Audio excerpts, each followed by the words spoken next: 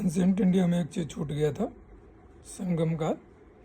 तो संगम काल में वर्ण व्यवस्था का स्पष्ट विभाजन नहीं था, फिर भी ब्राह्मणों का सम्मानजनक स्थान प्राप्त थी। इस काल की प्रमुख विशेषता यह थी कि सभी वर्गों में शिक्षा का समुचित प्रचलन था। इस काल में चित्रकला या मूर्तिकला का भी विकास हो गया था तथा पुरुषों की अपेक्षा स्त्रियों के समाज में निम्न स्थान प्राप्त था। 3 आरंभिक राज्य भारतीय प्रायद्वीप का दक्षिण छोर जो कृष्णा नदी के दक्षिण में पड़ता था 3 राज्यों में विभक्त था, पांड्य, चोल और चेर या केरल। पांड्या का सर्वप्रथम उल्लेख जो है सो मेगास्थनीज ने किया। उसने कहा कि उसका राज्य मोतियों के लिए मशहूर है तथा इस राज्य का शासन एक स्त्री हेराक्ला की पुत्री के हाथ में है। पांड्या राजाओं ने इस आरंभिक सदियों में वैदिक यज्ञ किया। करिकाल चोल का सर्वाधिक महत्वपूर्ण शासक था। इसे जले हुए पैरों वाला भी कहा जाता था। इसने पुहार नगर का स्थापना की। सेनुगुट्टवन चेर वंश का महानतम शासक था जिसे लाल चेर भी कहा जाता था। इस शासक ने पत्नी और किनानी पूजा आरंभ की। तमिल भाषा और संगम साहित्य इस प्राचीनतम तमिल पाठ्य सामग्री को जो 3री अथवा 4वीं सदी में संकलित हुई थी संगम साहित्य कहा जाता था। संगम साहित्य विभिन्न नौग्रह ग्रंथों में समाहित होता था। नैट्रिनी कुरुदंगे एंगेरुनुरु पद्दली पाडल कलितोफे नानूर पुरनानूर और पुत्तु पापट्टू का संगम ग्रंथ के अतिरिक्त अन्य तमिल ग्रंथ तोलकाप्पियम व्याकरण और अलंकार शास्त्र का ग्रंथ था। तिरुकुल्लर इसमें दार्शनिक विचार और सूक्तियाँ थी। इसमें 2 प्रसिद्ध महाकाव्य शिल्पादिकरम तथा मणिमेखले।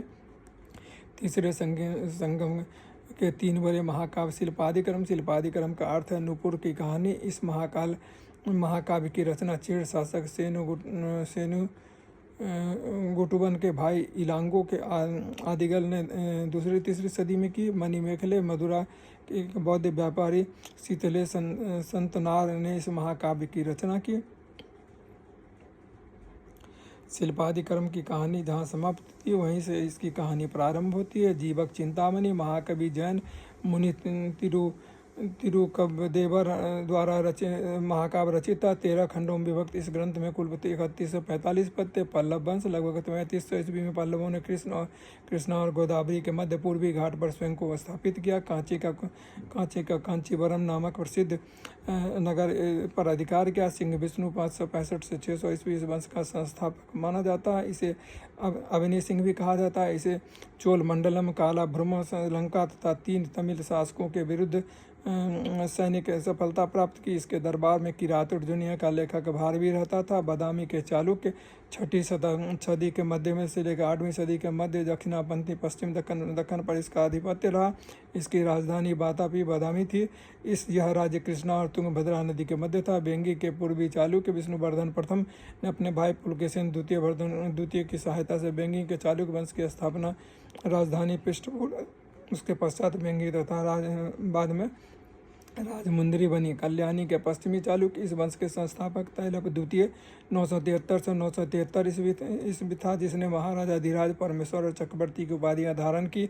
इसे चेदी उड़ीसा नेपाल और कुंतल को विजय कराने का श्रेय दिया जाता है। राष्ट्रकूट वंश सर्वाधिक मान्य विचार है कि मान्यखेत के राष्ट्रिकों या राठिकों के वंशज थे जो बादामी के चालुक्यों का अवशेष पर उदित हुए तथा इनका अंत भी कल्याणी के चालुक्यों द्वारा हुआ। दंती दुर्ग ने स्वतंत्र राष्ट्रकूट वंश की स्थापना की तथा मान्यखेत मालखंड को अपनी राजधानी बनाई। 738 में उसने अरबों को पराजित किया। अतः चालुक्य राज विक्रमादित्य ने उसे पृथ्वी वल्लभ और खरगावलोक उपाधियां प्रदान की।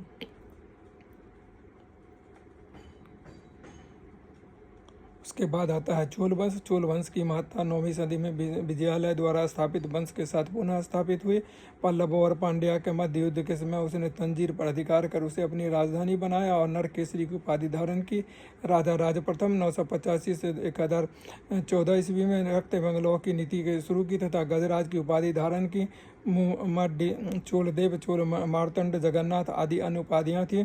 उसके तंजौर अभिलेख में युद्ध की सफलता का विवरण था। उसने त्रिवेंद्र के निकट चेरी के 909 को नष्ट कर दिया। मैसूर के गंग राजाओं को पराजित किया।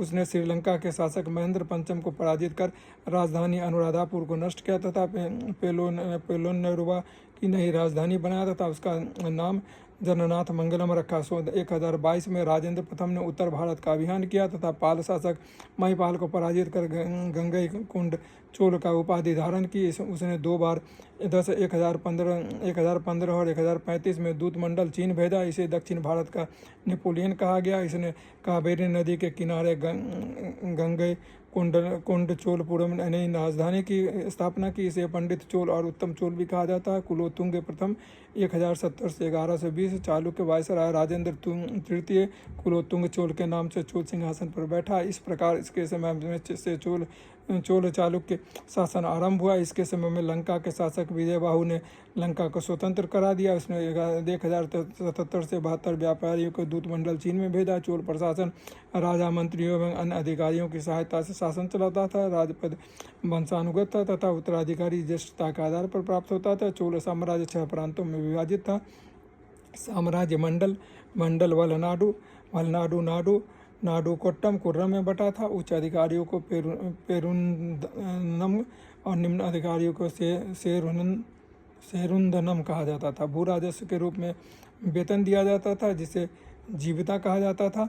राजा का प्रधान सचिव औले नायकम कहलाता था। राजा का अंगरक्षक वेलक्कर कहलाता था। ग्राम स्वायत्त का विकास चोल के प्रशासनिक प्रणाली की अद्वितीय विशेषता थी। परांतक प्रथम के उत्तर मेरूर अभिलेख से स्थानीय स्वशासन की जानकारी प्राप्त होती है। गांव की 3 श्रेणियां थी। उर साधारण गांव, ब्रह्मदेव अग्रहार कर मुक्त गांव, देवयान देवताओं या मंदिरों को दान किया गया गांव। ग्राम सभाएं 3 प्रकार की थी। उर सामान्य ग्राम सभा जिसमें ग्राम और पूर्व नगर दोनों शामिल थे। सभा महासभा अग्रहार ब्राह्मणों की संस्था थी। नगरम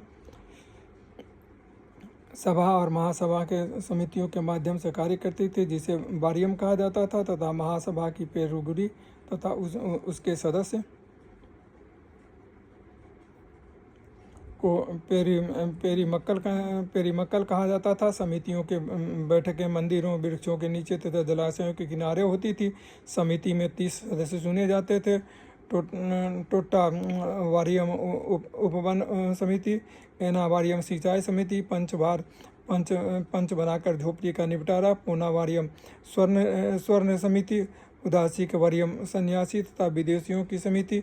ये सभी समितियां 30 सदस्यों में से ही निर्मित थी। सभा की सदस्यता के लिए शर्तें थी। भू राजस्व वसूली जाने वाली भूमि का स्वामी, अपना घर 35 और 70 के मध्य आयु, वेदों का ज्ञान, ईमानदार और प्रशासनिक मामलों की जानकारी। 3 वर्ष पूर्व तक उक्त समितियों का सदस्य नहीं रहा हो जिसका सदस्य बनता था।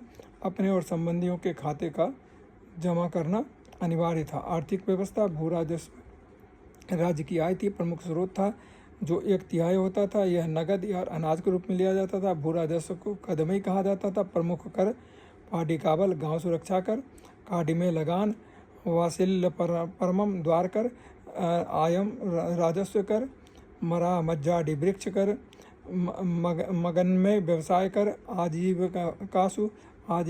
आजीविका पर कर, मने झरे गृह कर, पेविर तिलाधानी कर और किंका कासु नर पशुधन कर डय झरे व्यावसायिक प्रतिष्ठानों पर कर। सामाजिक स्थिति महिलाओं की दशा में अधिक सुधार नहीं हुआ था किंतु रानियों देश के प्रशासन से संबंधित थी।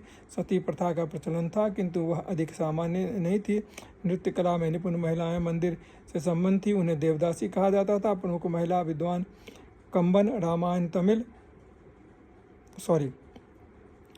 इसको फिर से सुन लीजिए। प्रमुख तमिल विद्वान कंबन रामायण तमिल में नाथ मुनि न्याय तत्व, सेक्किली लार पेरिया पुराण, तिरुमुल्लर तेवाराम वायलर, सुंदर मूर्ति तंबिरान तोलम ईश्वरमृत, रामानुज श्री भाष्य, नाभि अंडार नंबी तिरुमई पंचम वेद। प्रमुख अलवर संत पूडम पोईगई तिरुमलिसई तिरुमगे अंडाल पेरी पलावर आदि। प्रमुख नयनार संत नानस संबंदर तिरुमल्लर अप्पयर सुंदर मूर्ति नंबी अंडार नंबी आदि।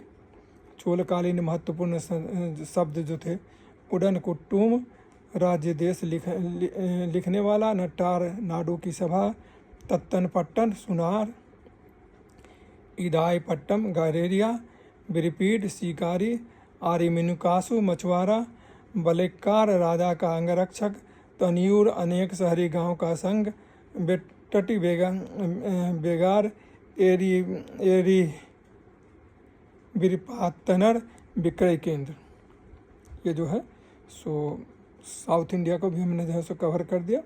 अब जो है सो जो शुरू होगा वो शुरू होगा आपको जो है सो यूरोपियनों का आगमन से।